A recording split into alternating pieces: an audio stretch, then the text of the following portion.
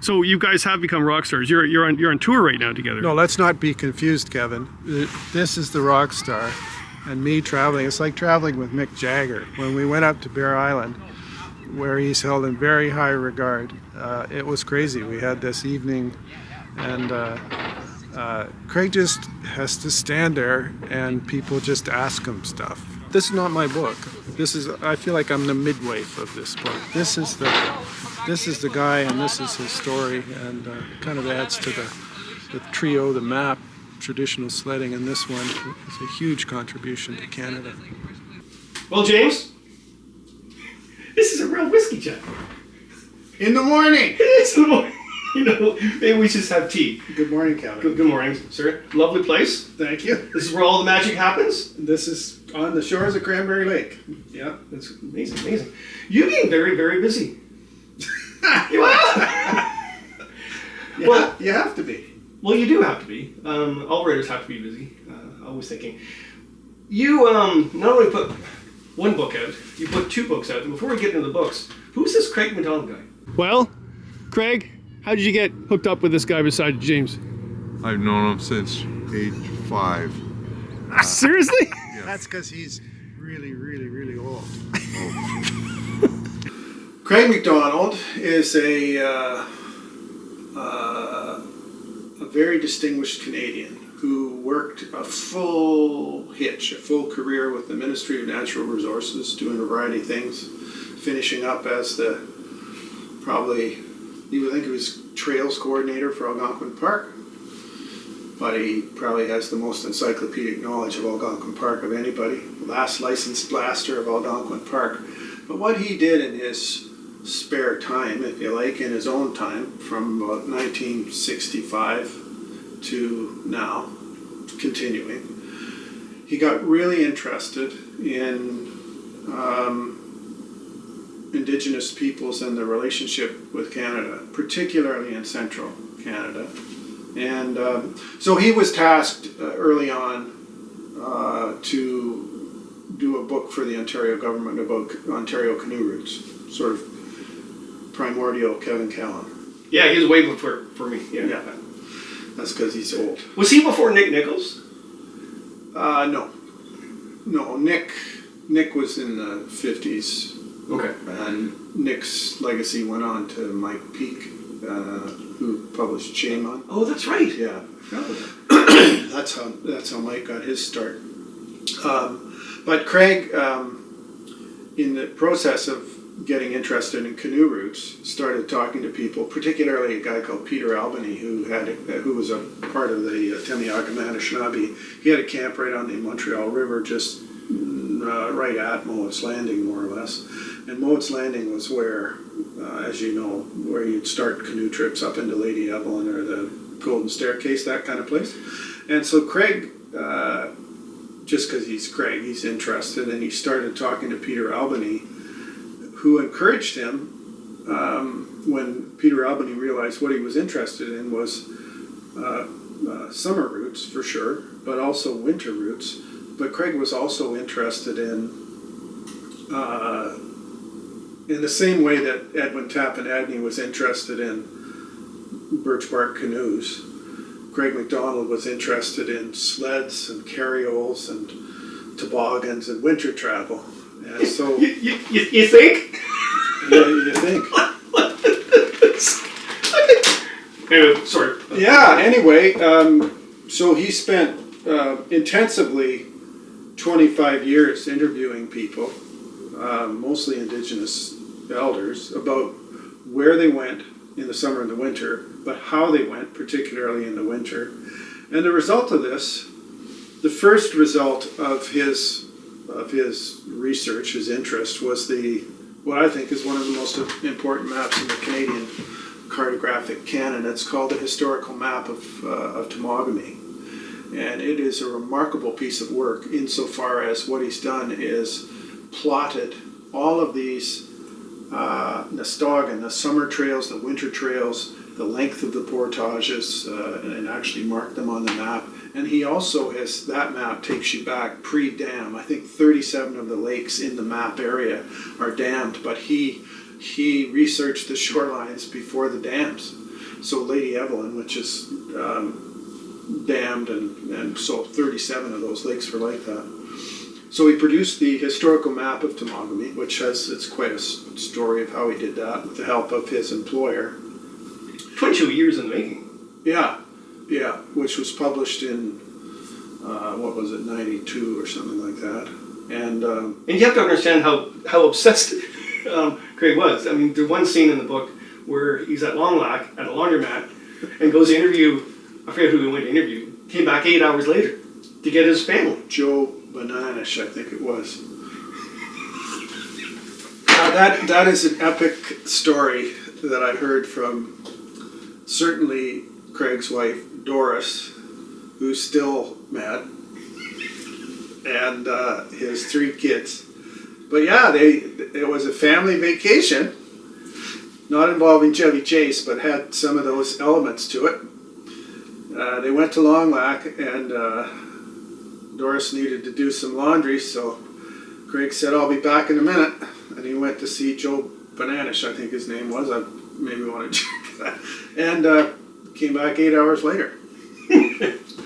But what he got in the meantime, and it was one of the presentations about the book, I poked him about that, and I said, "Yeah, okay, you left your family for 8 hours with no food or diapers. They were all in the car or in the Suburban.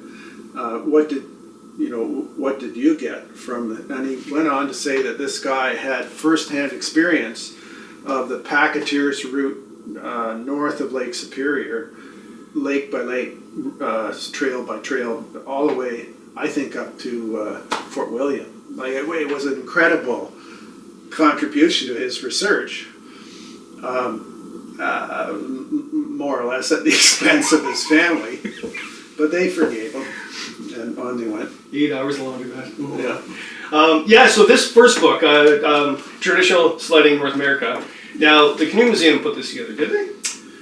Yeah. So when I agreed to write Craig's story, and I was commissioned to do that by the people at Bear Island and the Temagami First Nation, one of my hopes was, knowing that he had this body of work that became this book, I hoped that somehow I would be able to get involved. He's not in the book making, it doesn't fit anywhere in his skill set at all. So I hoped that I would be able to do that, and thanks to a very generous donor and the support of the Canadian Canoe Museum, they became the publisher. And I spent a year and a half with a team that I've worked with on other big books, Canada C3, one for CPAWS, called that grew out of Boreal Rendezvous back in '88 when we went down 10 rivers in the country. Anyway, the same team, a designer, Jill Steed, who's great, and working with copy editor and all the things you need to work with to pull this together. And strangely, although this book sort of got going after the biography, it was launched before. Oh, I was going to ask you that. So this was launched last spring. And okay, but you were working on this book first. Yeah. But I had first conversations about this book in the fall of 2019, so that's 6 years ago. And probably it took a while to make an agreement with the band and with the Temagami Community Foundation, and because it's a different. I mean, I wanted to start doing things differently. I've spent most of my career in the space between cultures, particularly in the North, amplifying voices that the readership probably would never hear. A lot of them are Indigenous, and I thought maybe it's time, after reading the 92 recommendations of the Truth and Reconciliation Commission, maybe it's time to start thinking about trying to do things differently. So here was a group of Indigenous people, many Indigenous people, who came and said, "Would you write the story of our hero?" And I said, "Let's go back in." So you just said that Craig was their hero. So what made him the hero? Was he even before reconciliation? Like he was doing that way before. By decades, Gavin. Yeah, by decades. And why is he a hero? Let's take like one of the principal people from Bear Island who's shepherded this project, her name is Victoria Grant. And her grandfather, Donald Mackenzie, was a key informant of Craig's, who told him all kinds of stuff. But at the time, in the 60s and early 70s, when Donald Mackenzie, and this goes for many, many other people he talked to, I think he talked to about 300 people in all, they were actively not teaching their children and grandchildren Anishinaabe like to speak Ojibwa. They were not doing that. They were not teaching them the skills to be on the land because they didn't, and the roots and the ways, because they didn't think it would help their children and grandchildren get up and get on in the world. So Craig thought that was important. So at a time when people are actively not using the language, actively not talking about all of this stuff, Craig gathered all that information. He created the map, and when he created the map, he came back to town, and this book actually has its genesis in a visit by Craig McDonald in 2008, I think it was. He'd already been back with the map, but I think people realized that what he had done and why he's a hero, he essentially brought back names, traditional knowledge, roots, ways that colonialism had subjugated or stomped on. So this map of his basically gave them identity again. Yeah, and as Marie Wilson said when she was reviewing the book, there's a certain circularity and beauty of this stray white guy from Toronto returning to the community with knowledge that was all but lost. Now, there's a lot of detail about a court case in the book. And what happened? Well, it goes on and on and on, but from 30,000 feet, it's not that complicated. So there's a group of people in Temagami, the Temiagama Anishinaabe, who have always argued that they were not part of the Huron-Robinson Treaty. They'd never signed a treaty. And that as such, they had never had any kind of land claim with the Crown. And that had kind of just grumbled along for decades, from the 19th century well into the 20th century. And nothing was being done, nothing was happening. Until a chief called Gary Potts came along, and he decided that he wanted his legacy, he wanted it to be resolving this land claim with the province. And it gets more complicated as you get down into the weeds, but essentially what he did is he put a caution on some of the lands. Okay. Legal caution, meaning saying you can't do anything with this. You may remember, like I was the Queen's University representative for the Save Maple Mountain Committee. They wanted to put a ski resort on Maple Mountain, which is right in the middle of Dakimina and the lands of the Temiagama Anishinaabe. So anyway, Gary and lawyers put a caution on that. And that case eventually ended up in the Supreme Court of Ontario, where Justice Sinclair said, no, you guys, you're part of the other treaty. We might owe you some land on the mainland, because the whole community is on Makominasing, it's on Bear Island in Lake Temagami, but you can't have a community they need land on the shore, and they've been on the shore. They actually got roasted off the shore from Austin Bay and other places when the railway went through in 1908 or whenever it was. The Supreme Court of Ontario said, no, you don't have a claim, but maybe we owe you some land on the shore. That went to the Supreme Court of Canada, and they basically said, yeah, the Supreme Court of Ontario was right, and they're still trying to work this out. But who was the principal witness to support the Temiagama Anishinabe's claim to this territory? Who's the map?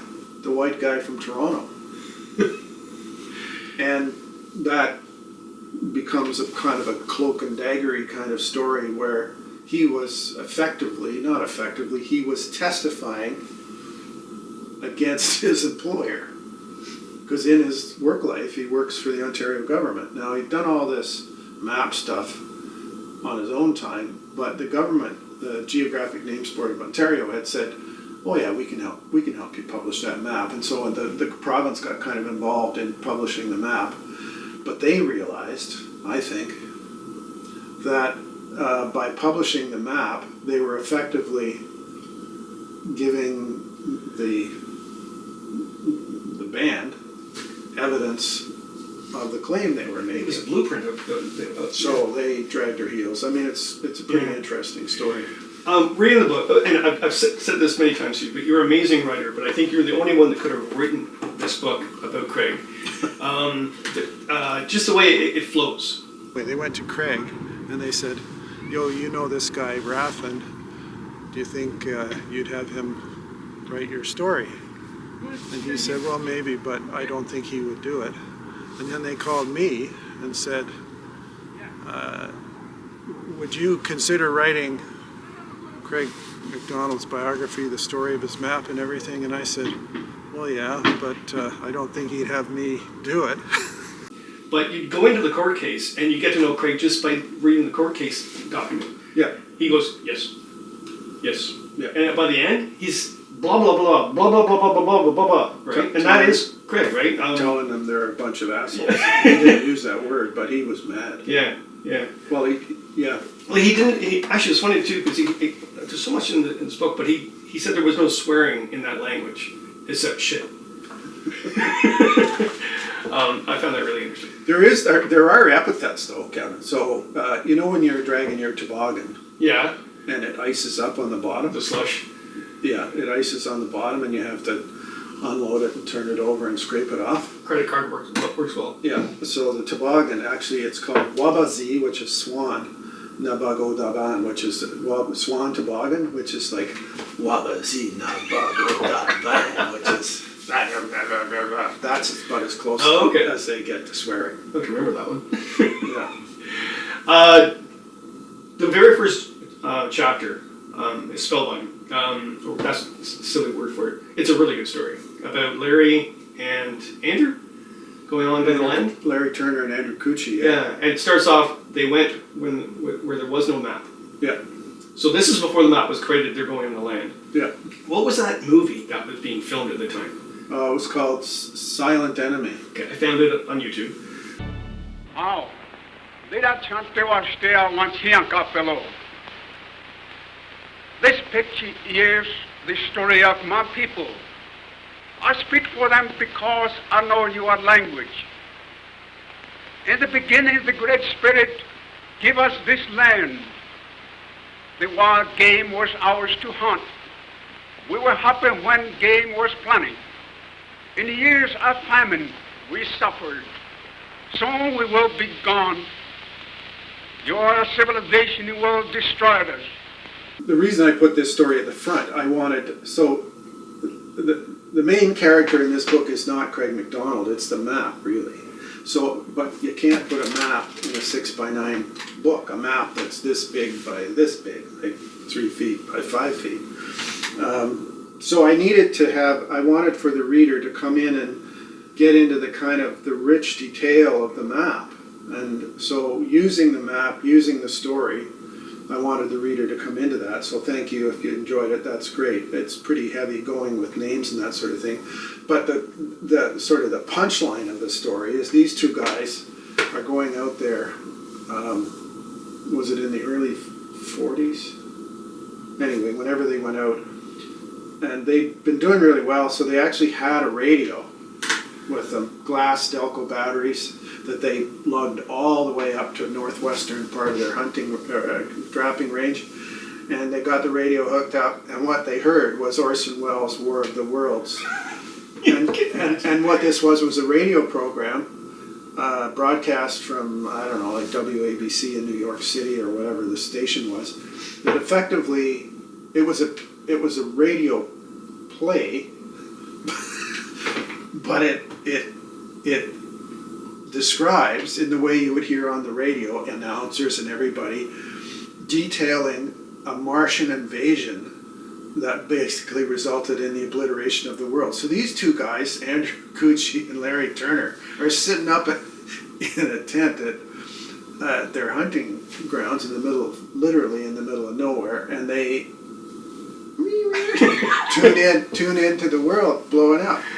And actually, Andrew's daughter, Kathy, is still alive. I sat with her at the launch of this up in Bear Island, and she remembered her dad coming home or telling the story. But these guys, I mean, they heard that and they thought, well, I guess we might as well carry on, and if the world's ended, I guess we'll find that out when we go back.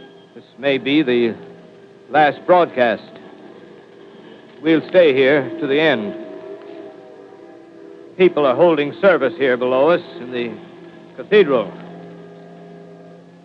Now I look down the harbor, all manner of boats, overloaded with fleeing population pulling out from docks. Streets are all jammed, noise and crowds like New Year's Eve in city. Wait a minute, the enemy is now in sight above the Palisades. Five great machines. First one is crossing the river. I can see it from here, wading the Hudson like a man wading through a brook. It sets the book up really well, because if you just started with the court documents and everything else, to me the first paragraph is a kicker, right? And I got to know them. Now, I forget the woman's name, where she was not connected to the land, but she went out to Maple Mountain. It's near the end of the book. Who is that?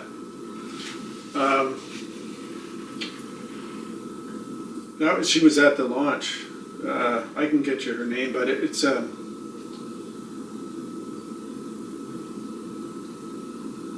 I need to find you her name, because she talked about going up to, and she'd seen the map, and she really got an appreciation for all of the things that, like, her people knew this land. She goes up Maple Mountain and she looks out on this land, and she says, she's talking to me, she says, I learned in school that the pinnacle of human technology is the wheel. And she said, I looked out in Dakiminan and I thought, how stupid is that? What you need here are snowshoes and canoes, and she got this sort of new sense. Mary LaRonde is her name. She lives in North Bay. She's amazing. She's a musician and historian. She's a counselor.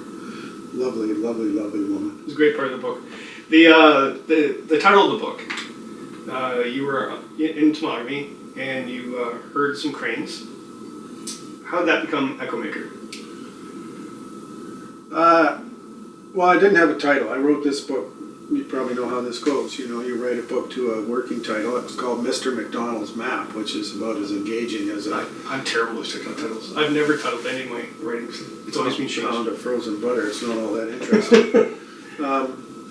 So anyway, I wanted to do a trip through this area to talk to 3 people who were in the woods, as it were. But I just wanted to ground what I was doing in the place.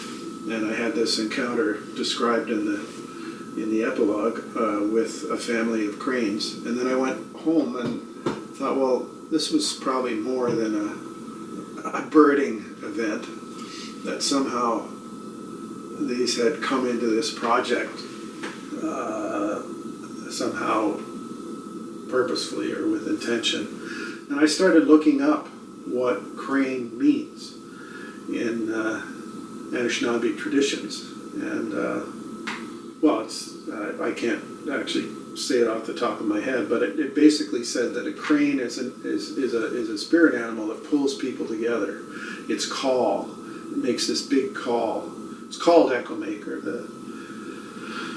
the actual bird, but they believe that the bird invites people to come to a central place with an open heart and a clean mind, and to engage, to listen. Which was more frustrating to write, the Slit book or Echo Maker?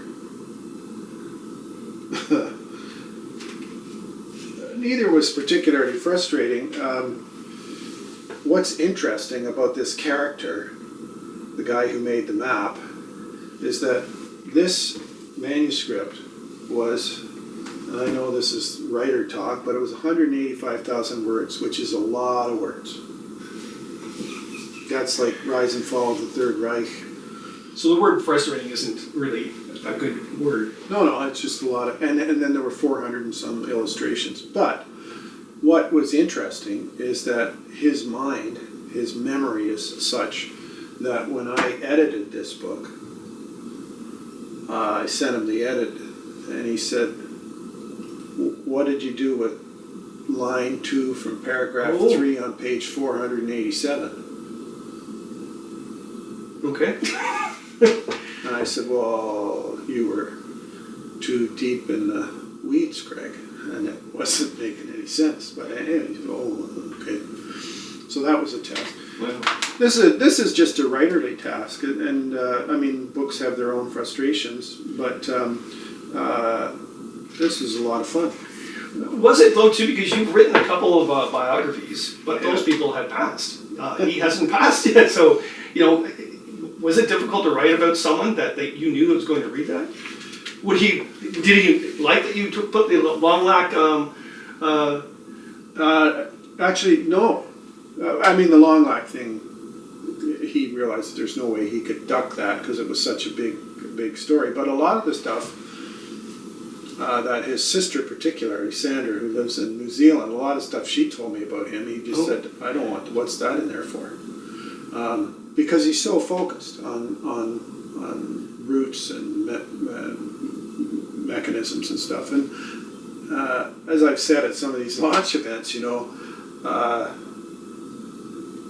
well, take language for example. Somebody said, "How'd you learn the language?" And Craig explained that he was interviewing these people, and he realized that they are all talking, their first language is Anishinaabe, so he starts to learn that. And so that's what he tells me, and you go, "Oh yeah, okay." So but you say, "Well, how did he do that, or what was that like?" Well, it turns out that if you go on a family holiday with Craig and Doris MacDonald to Long Lac or whatever, you might end up in a laundromat for 8 hours. But you know how when your daughter was young, driving around, you got Raffy with Baby Beluga on the tape player in the car. What's on the tape player in the McDonald's car? How to speak Ojibwe tapes, how to parse the verbs of, and so the kids would be listening to this wah, wah, wah, wah, wah, coming over. Yeah, so, and it turns out one of the differences between writing a book about a guy who's still alive, and this is the only one I've ever done so far, and probably the only one I will ever do, it turns out that living people have opinions about your opinions about their life, which it changes the context of the writing process. So would you rather have someone write your biography after you died, or would you rather write your own autobiography?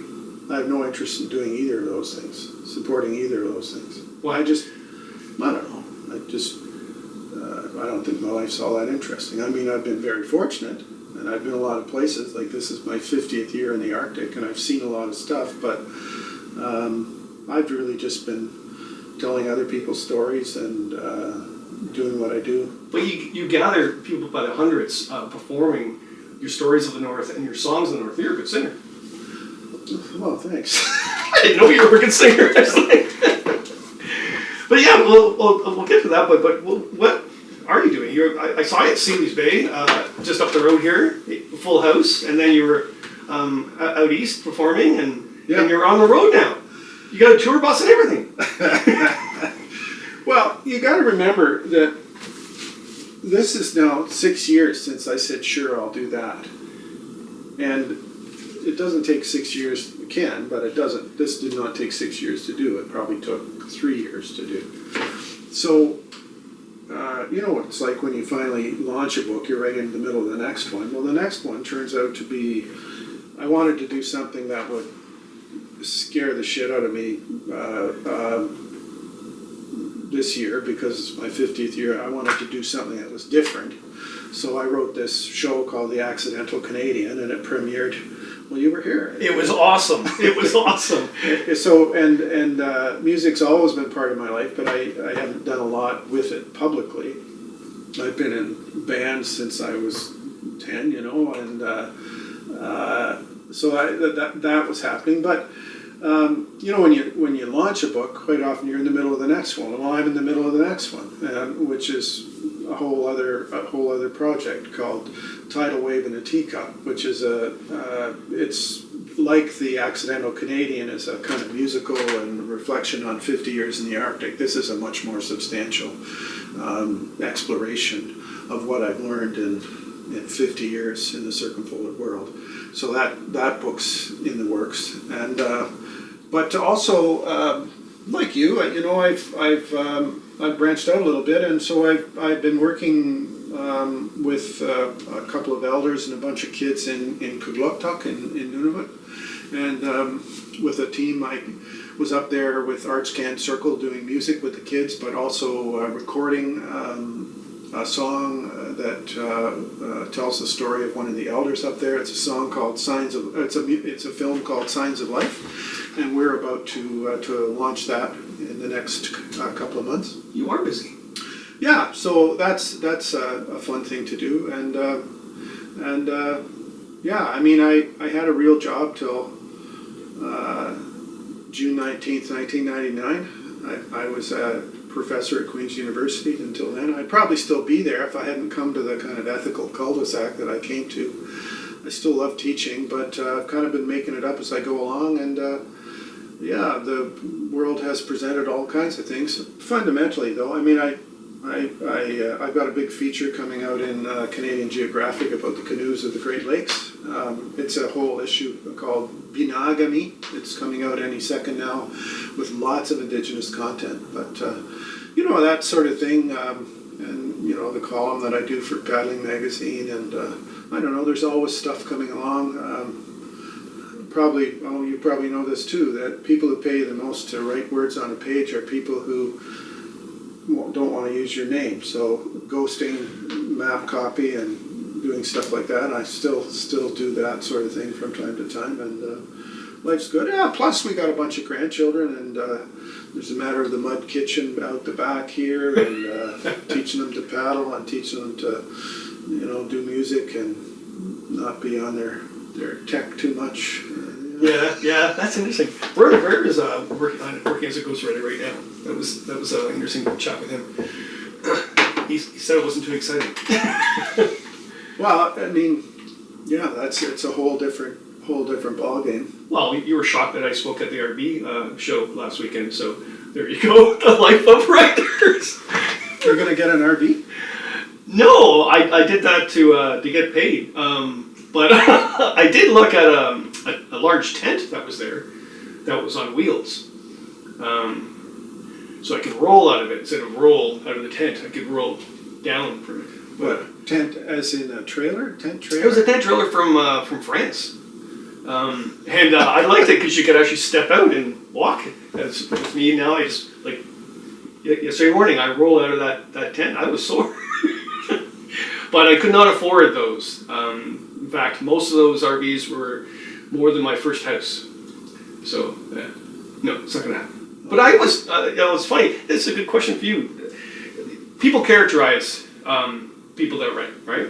So, how would they characterize you? Of all the books you've written, all the things you've done?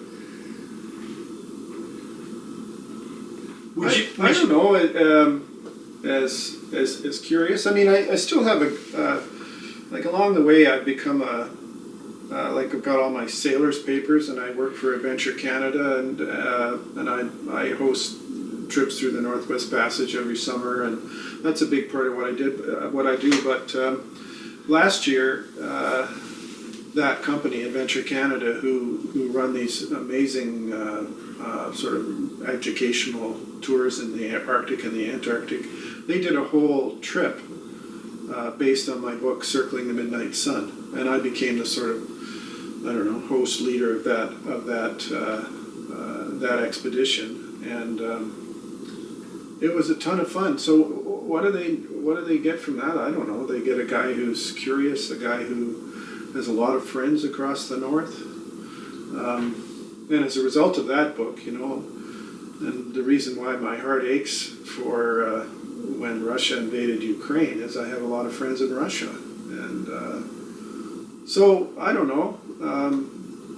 I hope my work people would think of it as introducing readers to voices they would never hear, potentially places they would never go, and possibly connections that they. I don't know. You should ask somebody else, Kevin. I'm just writing this stuff. Well, how about this? There's a certain point when I watched you perform in Sealy's Bay. At the end, I forgot what song you were playing, but it was near the end. You did shed a bit of a tear, and you were frustrated what was going on, because I think you've done so much towards helping the environment, helping the First Nations people, just helping people in general. And after your performance, you're kind of pissed off that you might have been doing this for nothing. Oh, I don't think I've been doing it for nothing. The connections are one-on-one always, and when you meet people on the street, like I don't have any illusions about changing the world with what I write or what I say, but I do want to connect directly with people, young and old, and help them understand how fortunate we are as Canadians. And at that premiere of The Accidental Canadian in the spring here, I just come down from Ottawa protesting with a sign that said "True North, Strong and Peeved." I just can't believe. I can't believe how the expectations of common decency in language have just been completely perverted by our neighbors, well, one in particular to the south, and just the brazenness of somebody calling into question or denigrating this amazing country that we inhabit, that is so different from every other country. It has a lot to account for, but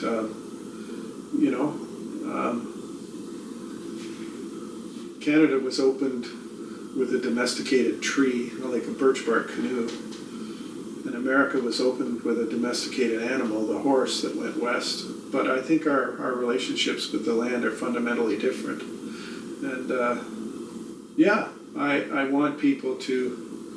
Well, I worry that people are getting disconnected from the actual landscape, and one of the good things that you do is you get people to get out there. And getting out there not only acquaints them with the rocks and the trees and the water and the sky and all those sorts of things, but it also, you get to meet people as you go along the way, and you realize, A, we're probably more similar to our neighbors than we think, and also that we have much to be thankful for in this country. It's interesting, someone made fun of me for going to the RV show, and they said, why would you do that? And I said, because they haven't gone canoeing yet, but they will after I was there. So it's almost like they're blindsided, right? I wouldn't underestimate RV drivers. I mean, there are assholes who canoe and snowshoe, but people who drive around in RVs maybe there's some assholes there too, and I don't know if that's the right word to use in a conversation with you, but some of the people I know who travel that way are way more knowledgeable than you or me about how the world works and what nature's about. And but I was a little surprised hear you. What did you wear, Kevin? Like, did you have your pastel I did. lawn bowling pants on and something in a nice polo shirt with an alligator I on wore it a and northern- white loafers, Kevin? No, a northern dinner jacket. Okay, a Canoe dinner jacket, Yeah. like a checkered shirt. Yes, yes. You know what I'm doing in the spring? I just took the job. I'm presenting at the boat show in Toronto. Good. I said the only way I'll do this is like if I put a canoe in the big lake. Have you ever been there? There's a giant lake. Oh yeah, I've paddled in that lake. Have you? First time I ever paddled in SUP was in there. It's in the arena there, the Coliseum. Yeah. So I'm going to be doing a demo while they're flipping over me with their skis, and I'm getting paid. We didn't have whiskey. We had tea, which is a good thing because it's only 10 in the morning. But this is, I thought, pretty appropriate. Broken paddle, Canadian rye, made in Pembroke. It's corn whiskey.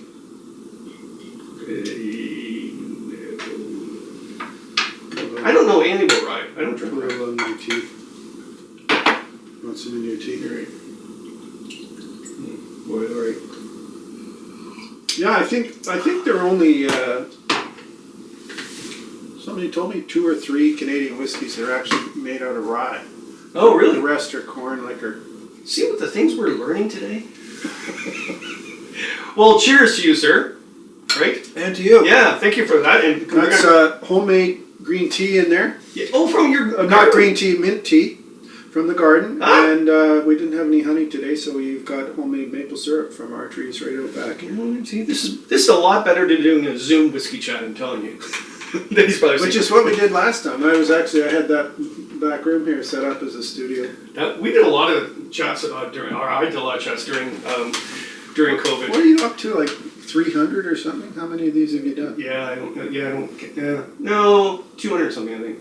But yeah, I love doing it. It's like you can imagine. I don't get a lot of viewers from that at all. And why do I do it? I get some free whiskey mailed to me now and then. But What's that about? I didn't start this. People just randomly come up to me at shows and give me really expensive whiskey.